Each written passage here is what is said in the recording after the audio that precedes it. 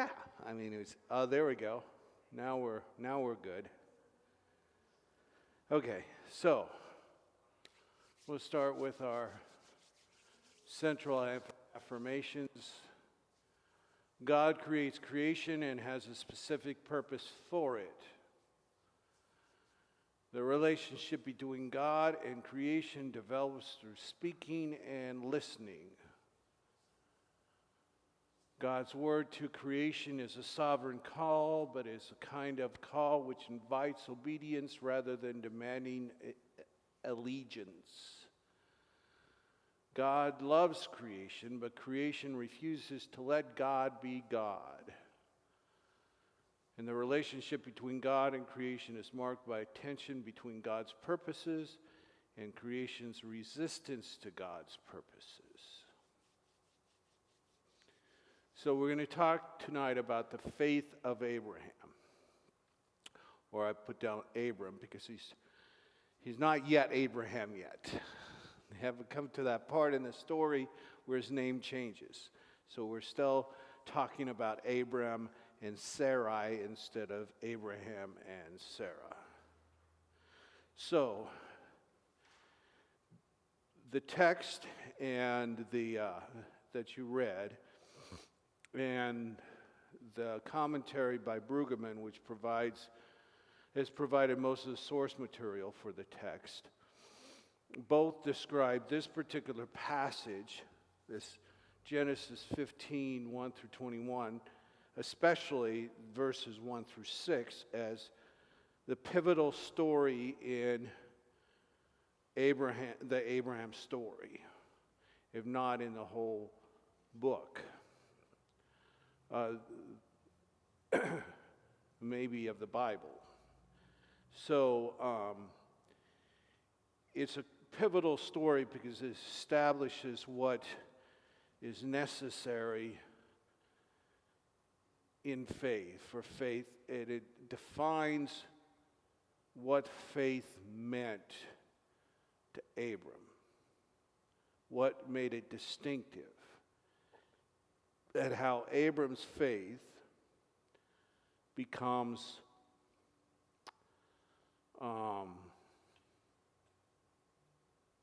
the model by which even the New Testament authors and Jesus understands faith to be. And we'll get into a little bit of that when we start talking about things.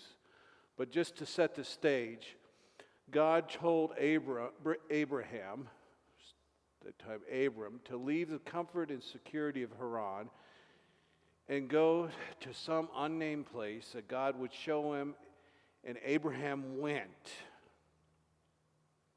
How do people today discern and respond to God's call? So, I guess what the question is asking is, what would need to happen for you in order for you to leave everything and go to some unnamed place because you felt God called you?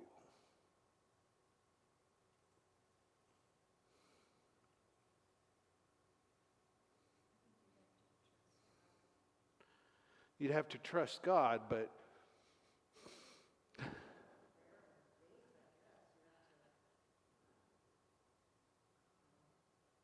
it's hard to imagine, isn't it?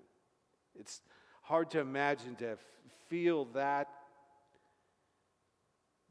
strong sense of calling to that extent. I mean, you might feel a call to say, I need to do something more with my life, or I need to, be more active in my relationship. You may feel a stronger calling to do something, but actually to leave everything and go somewhere,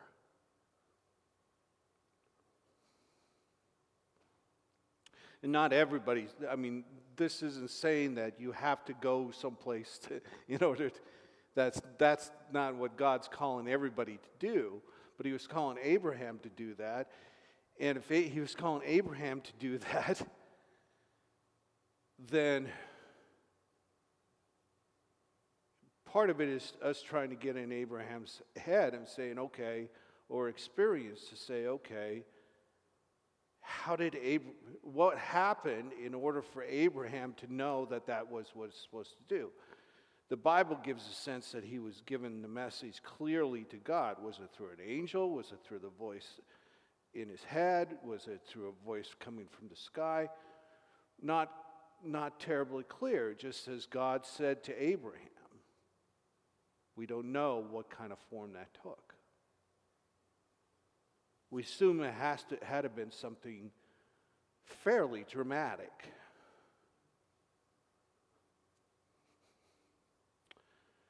If you felt God was calling you to take the type of journey Abraham was asked to take,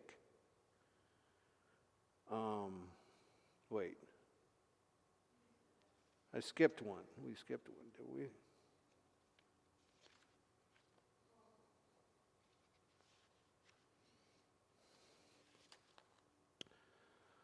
Some people want God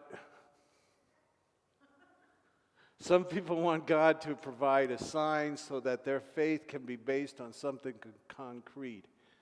How do you feel about this need for proof? Okay, so the sense is that we had Abraham just believed. He believed that God was calling to do this, so he did it. There's some people say, okay, give me a sign. Prove to me. And certainly we see that in other places in the Old Testament. When God calls Gideon wants a sign. And there's different signs that God is willing to do sometimes to say, I am God and I want you to do this, right? Abraham's not asking and not getting necessarily that kind of sign. He's not getting a sign that says, okay, this is the concrete message and proof that this is where you need to go and why. For many people, they need to have that sense of concrete proof. How do you feel? Do you feel the same way? Definitely. Because it's hard for us to, for lack of a better phraseology, to take it on faith. We want, okay, because part of that is just our human nature. In order for us to live in this world in a sensible way, we were raised to, okay, don't make rash decisions, plan things out, live sensibly, live rationally.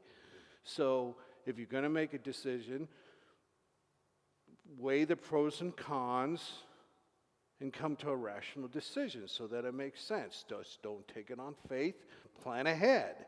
That's what we're taught. That's what every parent teaches their child, right?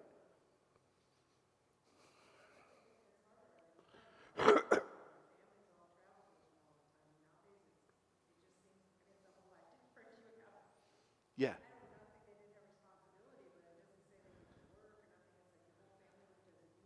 Yeah. You can almost see it a little bit easier with Abraham because you get a sense of kind of the nomadic life, that it wasn't as unusual. It didn't seem to be as unusual at that time for them to pick up and go somewhere else. Whereas in today's society, it's a little bit harder. I remember when I finished college, and I had a language arts degree which allowed me to teach English, journalism, speech, and drama. And I was looking for teaching jobs. And I did a number of interviews, sent my credentials to different places, and I got opportunity to go to Cody, Nebraska, to teach at the Cody Kilgore Public Schools. High school teacher, English, speech, advanced composition, and an assistant basketball coach, even though I had never played basketball in my life. And went and interviewed, The interview went well. But it felt like, okay, this wasn't what I imagined I wanted. So I did what I always did. Sat down with my parents, asked them what they thought. Mom says, well, it was part of her, the school was part of her area that she served in as a school nurse for the educational service unit. She knew the principal. He seemed to be a nice guy. My dad says this is a nice, simple place for you to start. You can move on later on, but it's a small school. Maybe you can start, and it'll be easy for you. And so, even though my gut felt it was the wrong place, everything made sense for me to go. Worst experience of my life. Got to my second semester having no control of my classroom. It was a miserable experience. So I get done with that, and I felt this calling to go to seminary. So again, I sat down with my parents, and my parents says, well, we know you want to go to seminary, and we're not saying you shouldn't, but you don't want to leave teaching on a bad note. You don't want to run away from something in order to go to seminary. Why don't you try a few more years, and you can build up a little bit of cushion for you to go to school, a little money. You can do all that. And everything they said made perfect sense. But I remember sitting there and at the table with them, I said, everything you say makes sense. But the last time we had a conversation like this, my guts told me one thing, and all practical reality that you laid out for me, which made sense, said something else. And I went with what makes sense instead of my gut. This time I'm following my gut. That's not the same thing, but there's some similar things there where you at some point, the decisions we make are not always made by simple logic. There's an emotional or spiritual component to it that needs to be there in order for it to fill. And since we can't predict our future, there has to be a certain amount of element of faith. We have to take some things on faith. We can't escape life because of taking things on faith.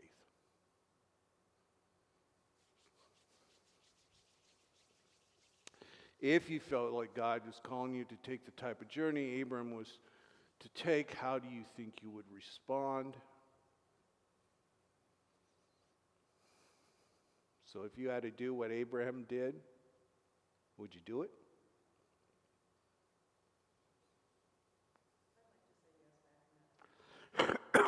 You like to say yes? Mm-hmm.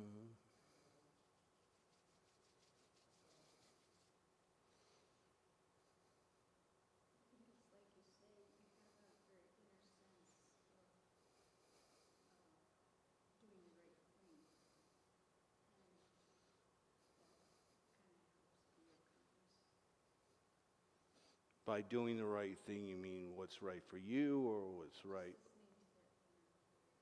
You need that inner voice. Okay. Just questions to think about before we get into the scripture. Okay. Let me.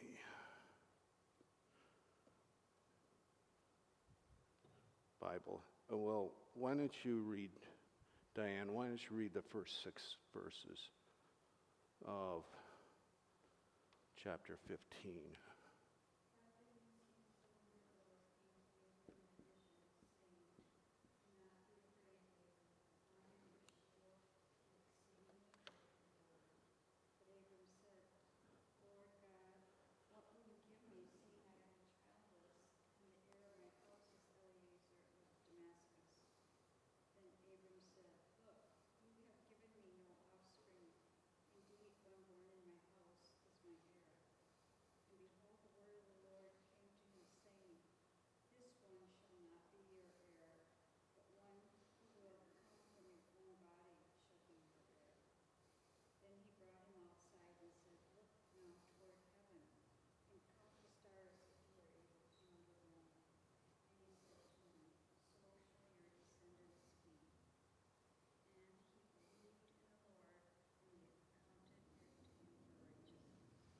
Okay.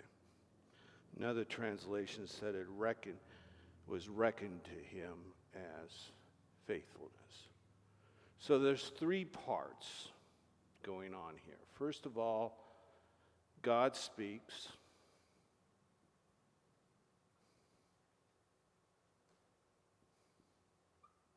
And here we have a specific way of how God is speaking. How is God speaking? He's speaking in a vision.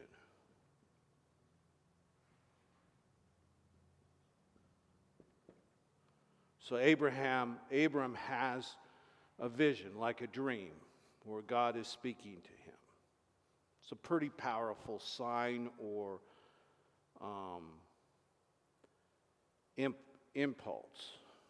The second part is Abram argues.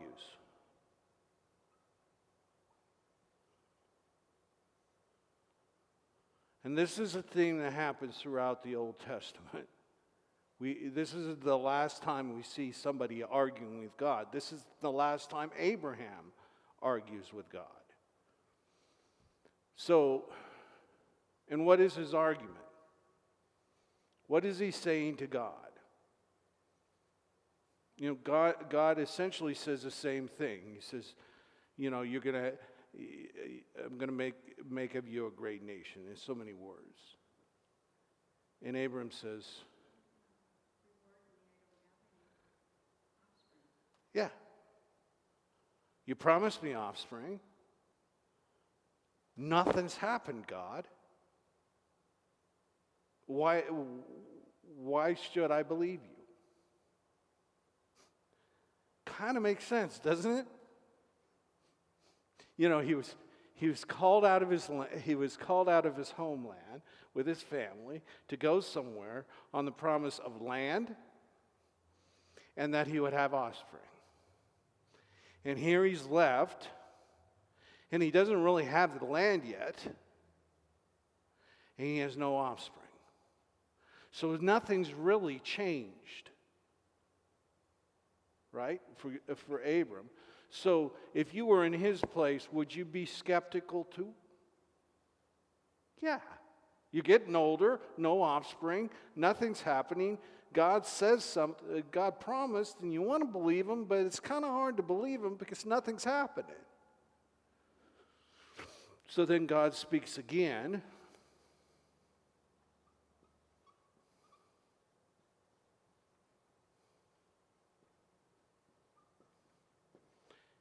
And this time, Abram believes.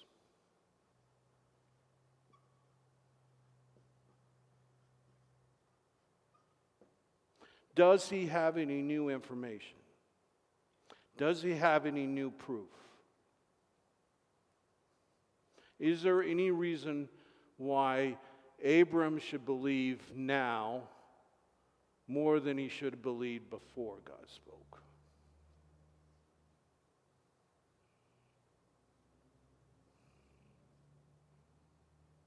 No. There's no new evidence.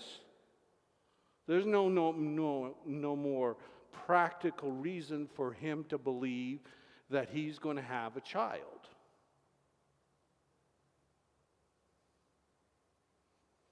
But he believes anyway. And he is reckoned to him as faith. So why? How does that happen? What is going on here? And why is this included? So if we look at the slide, it says what Abram is going through in this passage is a crisis of faith. Because he's taken a risk for God. He's upended his life. He's gone to a different place. He has nothing that he used to hold on to for security. And he doesn't know if he should believe anymore. And so the answer comes is that God says you will have what? Reward, right? You will be have faith and you will receive a reward. So both the text and Brueggemann centered on the word reward. How would you define a reward?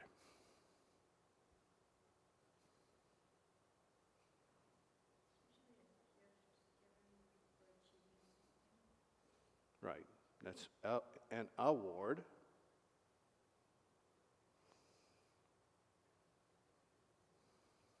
What? You reward a child for what? Being good. You reward a pet. Right. So that's the way we've always understood a reward. If you do this, if you do well, it's kind of, an award is connected to that. They come from the same etymology, but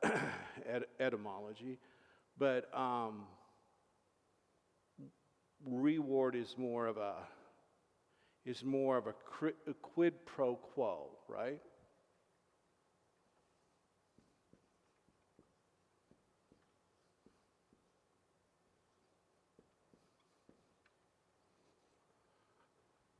If you do this, then I will do this.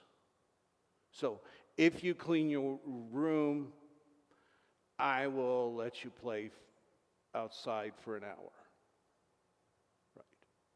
Or if you're good this week, I'll take you out for ice cream on Saturday. So reward is a quid pro quo. This understanding of reward is not what's going on here. Because if it was, then it would be works and not faith. Right? What Abram would be receiving in terms of a child, in terms of land, would be simply what he earned by doing the right thing. But that is not grace, right? We are saved by grace and not works, right? Abram is reckoned for his faith, not by his works, but by his faith. So the word reward is more of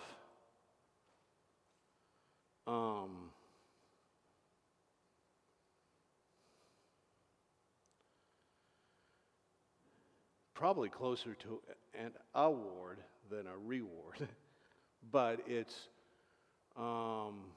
something given in recognition of something that is be done, not in order to win a reward, but just simply because they're doing it simply because, right?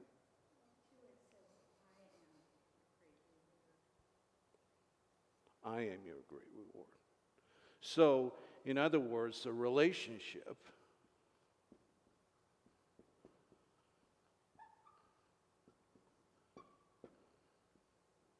is a reward in itself. You think of it in a relationship of marriage. You don't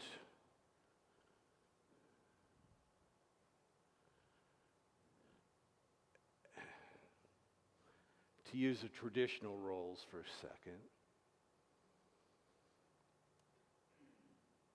A housewife at home doesn't cook the meal for her husband because the husband did something nice for her earlier that day.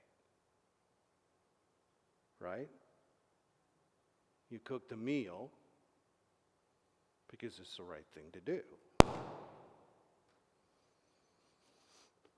You might determine which meal you're going to cook depending on how they've treated you, maybe. You might cook a better meal if they've been nice to you, but been nice to you that day. But you're not going to reward them with something that's not how relationships work, right? It's not all a zero-sum game.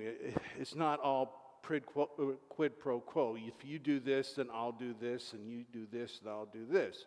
It isn't always a transactional relationship, right? Transactional relationships don't last because it's not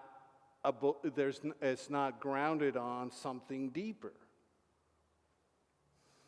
This is not what's going on between God and Abraham. Is not a transactional relationship. It is a relationship that is not based on transactions. It's based on faith. So Abram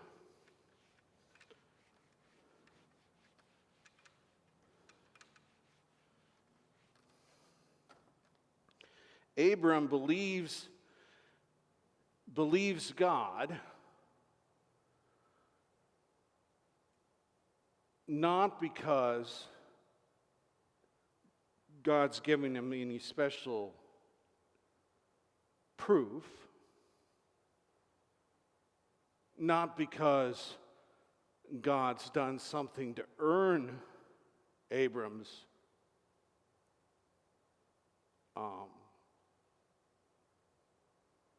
belief necessarily. He believes, or he has faith in God because of who God is, not because of what God does. That makes sense. If that makes sense. So, yes, Abram knows, and throughout the scriptures, God reminds people, I'm the one who brought you out of Egypt. I'm the one, I'm the God of your ancestors. God is always reminding Israel of the history. But God doesn't say, okay, I did this for you, so now you have to do this for me. That's not the way God operates, because God operates out of grace. So, what Abraham comes to realization, even despite his crisis of faith, is that God promised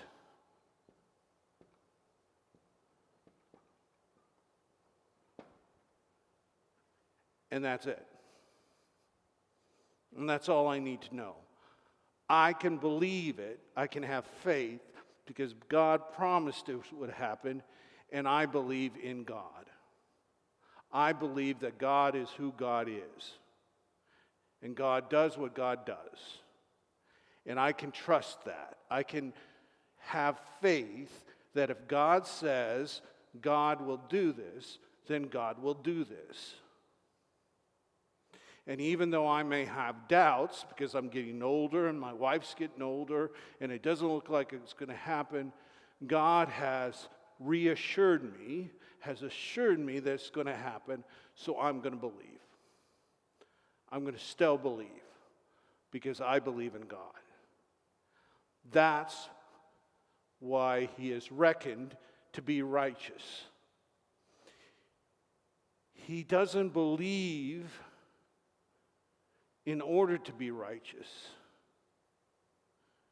He is righteous and he believes. It's not a cause and effect. He doesn't believe and act in the right way in order to receive the reward and to be reckoned as righteous. He is righteous, and he believes because he is righteous. There is an element of faith that already exists. My argument, my understanding, what I try to work out, still trying to work out in my paper, is that is the spark of divine that was already present in Abram from the beginning. And it was awakened through this relationship and the particular events of Abram's life. That spark, that divine incarnation became alive in Abram because he allowed it to. He nurtured it. He lived his life according to that. So, in response, he is rewarded. He didn't earn that reward. It was just an element of his faith. This kind of concept is very hard for our modern society to understand, and it doesn't operate that way. That's why you have so much of what is called prosperity gospel.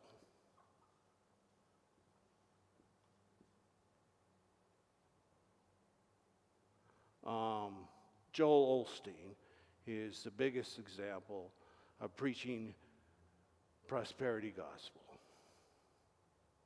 It is a very transactional faith. If you believe in God, enough. If you pray, enough. If you do the right things in the right church at the right time and do it enough, then God's going to reward you. God will bless you. But God won't bless you unless you earn it first. That work that is not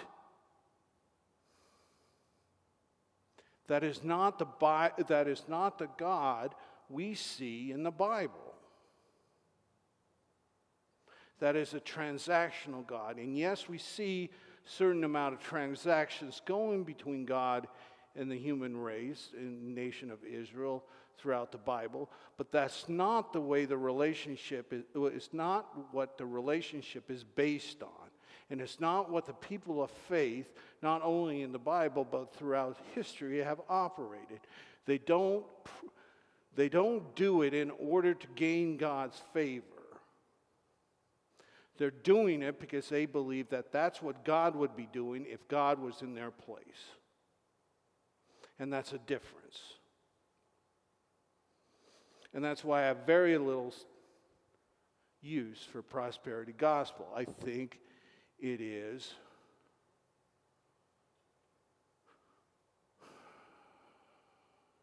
I'm going to use a strong word here. I think it's blasphemy.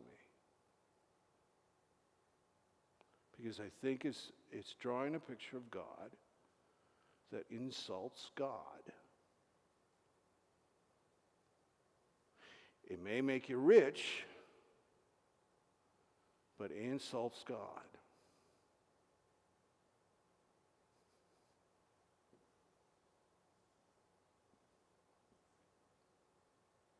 And I think it's been an excuse for many people to make a lot of money.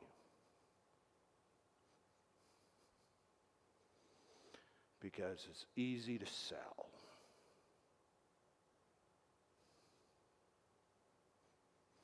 This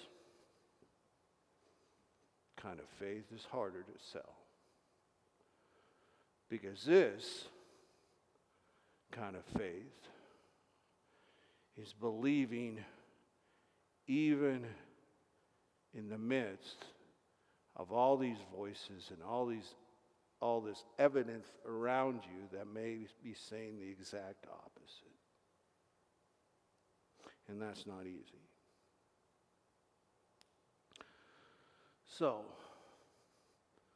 we move on to 7 through 21, verses 7 through 21.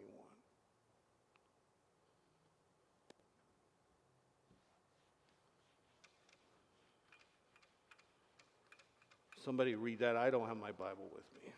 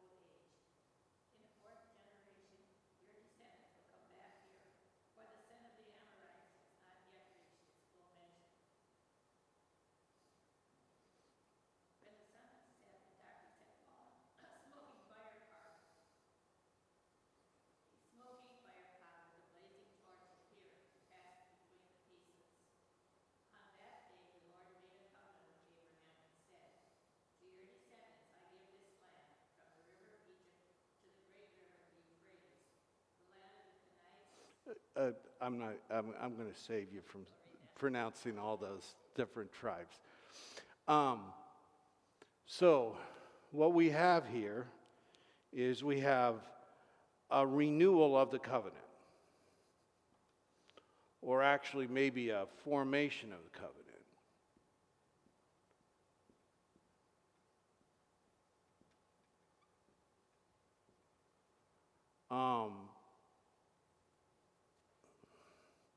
This is kind of it's fairly natural in all relationships, right? At certain times throughout a relationship, you have to remind yourselves of that relationship, of what you promised, right? In a marriage, you know, some couples do it formally where they go and they affirm their vows, right? But most couples at some point, all the time, most couples will be continually doing this informally by simply, maybe it's on an anniversary where they say, do we want to still be together? Yes, I still love you. I still want to be with you forever. It's what keeps a relationship going. It's what keeps a relationship alive. It's what's important. This is what's going on. There's a ritual involved where there's an animal sacrifice. Animals are sacrificed on an altar to God.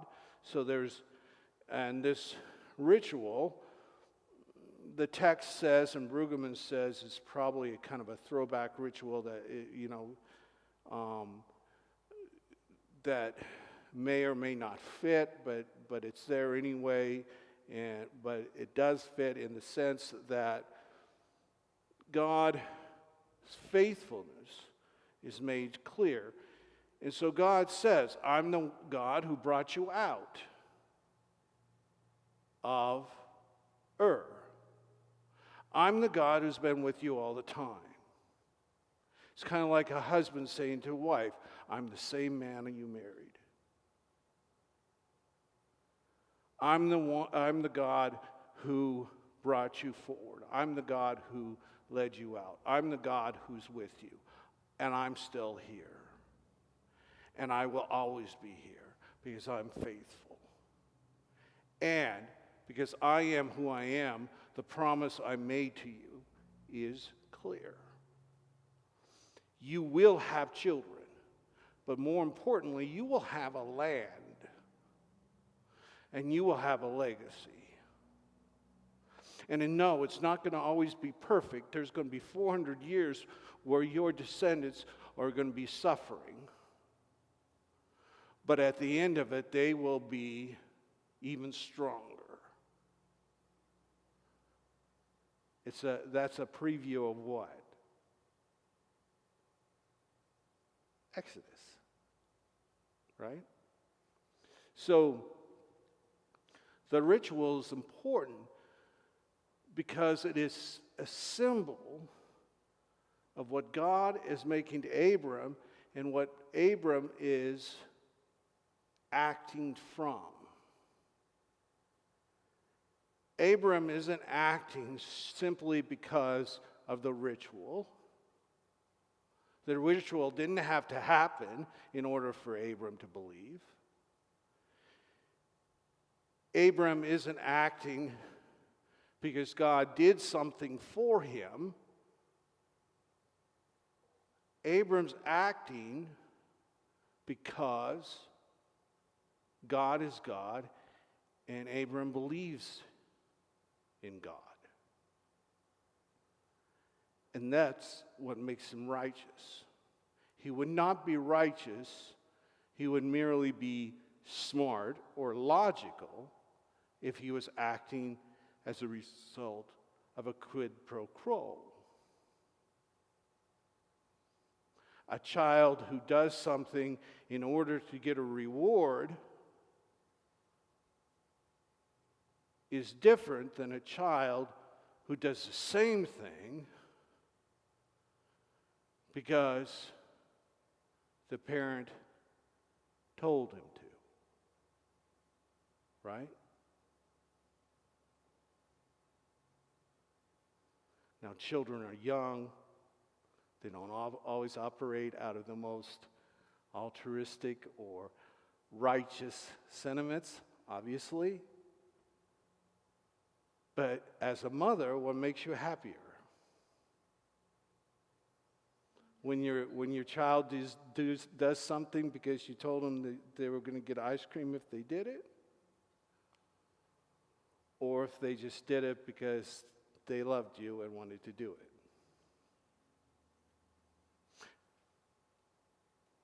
You're happy that it gets done in both ways. But what bonds you together as a parent and a child is them doing it because they believe in you as a parent. And they believe that what you want them to do is the best thing for them to do.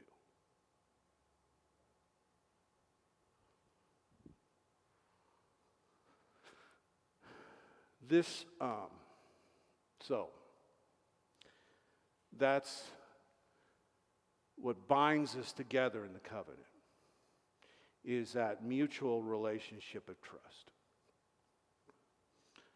God reckons to Abram righteousness not because of what Abram's done, but because that Abram has faith in God, and so Abram acts out of that faith, or believes in God and acts out of that belief. That is what causes God to reckon that to him as righteousness. It's not the acts that Abram's doing, but it's a relationship out of which those acts occur. Same way, Abram doesn't believe in God because what God has done for him, but because God is God. And because God is God, those things get done. Those things are done.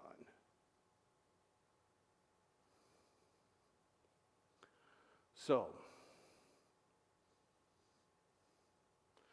systematic theology approach. What we're talking about, we're not really talking about cosmology or eschatology.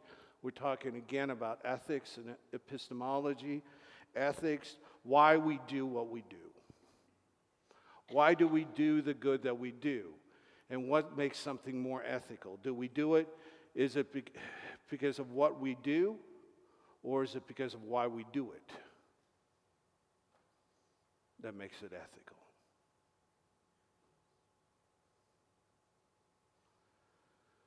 Taking the euthanizing of a pet.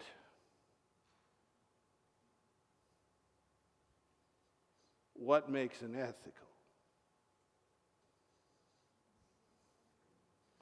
You don't want it to suffer anymore. What would make it unethical? You don't want the pain of dealing with it anymore. So if you euthanize a pet because you're tired of taking care of it, it's become too much of a hassle for you. And so you euthanize it in order to get it out of the way. That's not ethical behavior, is it?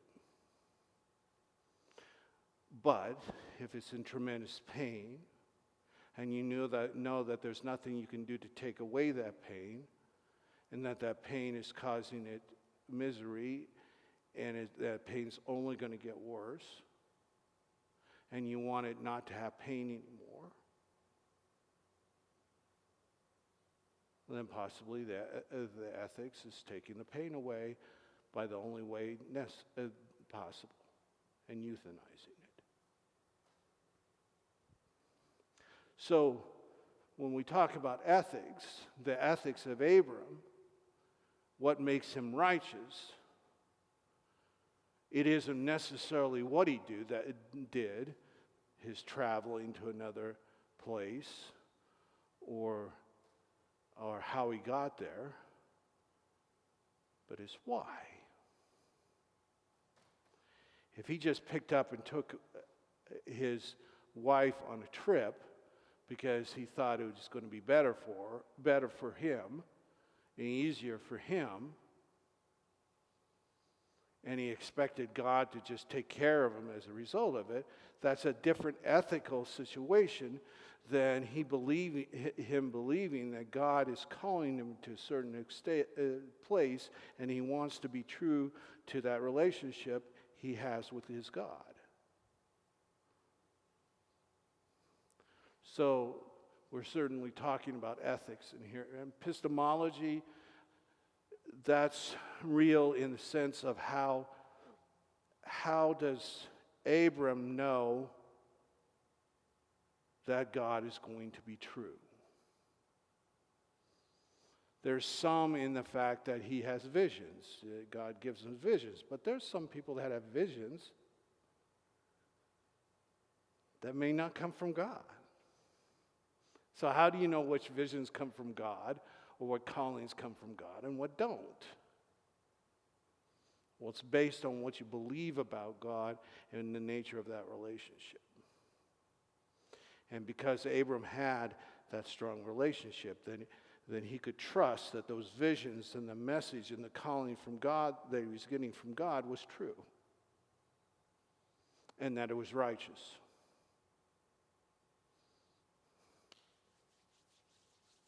God's promise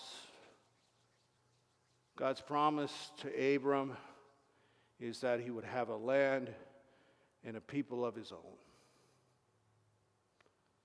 The reckoning of faith, we talked about that already. It's reckoned to Abram because it exists in the relationship. And he is made right by that. He is made righteous by his keeping true to that relationship, not necessarily by the acts that he's done in the relationship, but the simple fact that he values that relationship and stays true to it, even though he has doubts, even though he's skeptical of what will happen. He will still trust God, because that's the nature of being in relationship with God. You trust.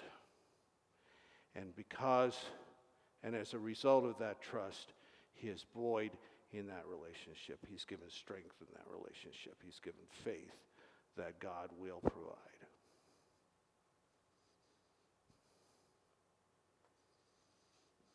Okay, that's it.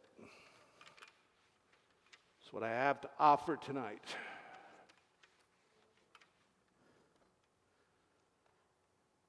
Questions, comments?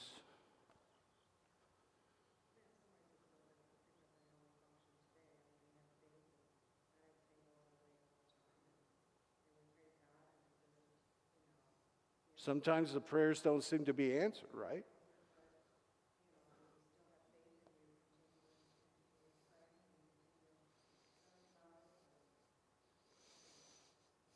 You act as if it's going to happen, even when it's hard to believe that it will actually do.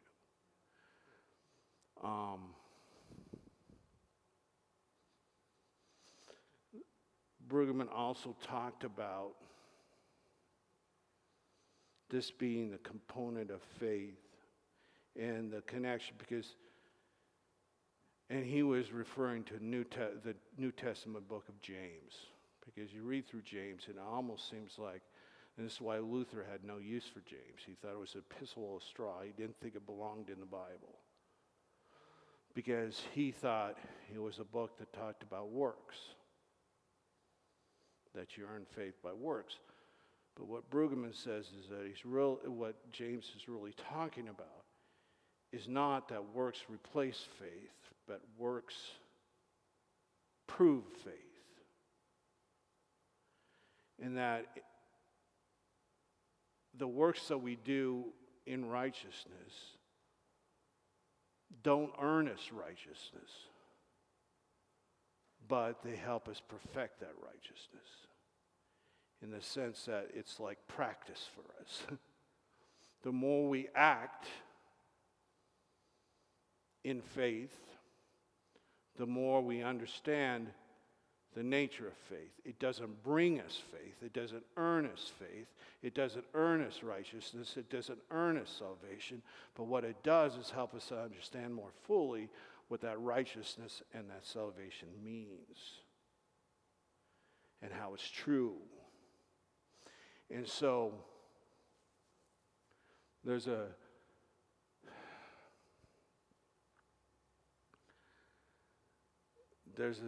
always this saying, it's in 12-step group, and 12-step groups understand this very clearly, this nature of what it means to live that kind of life, is that even when you have doubts that the higher power is there, you continue to act as if the higher power is there, because you know that's the only way you're going to make it through the day. Act as if it's going to happen until you see it happen. Or the cheap way of saying it in the 12-step circles is fake it until you make it. You act in faith, and to you, faith will be revealed. So there are times in our life when doubts come in, and we see this in the crisis of faith with Abram. There's times where the doubts come in, and we say, I'm sorry, God, I just don't see this happening.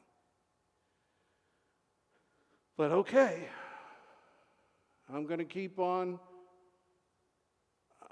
I have my doubts, but I'm going to keep on going on, because you are you, and I believe in you. And then you make it through that crisis, and you realize, okay, now I get it.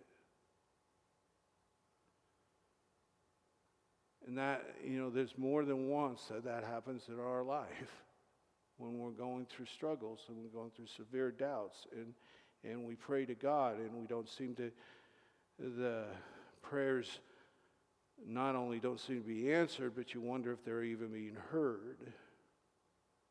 But you continue, and you continue, and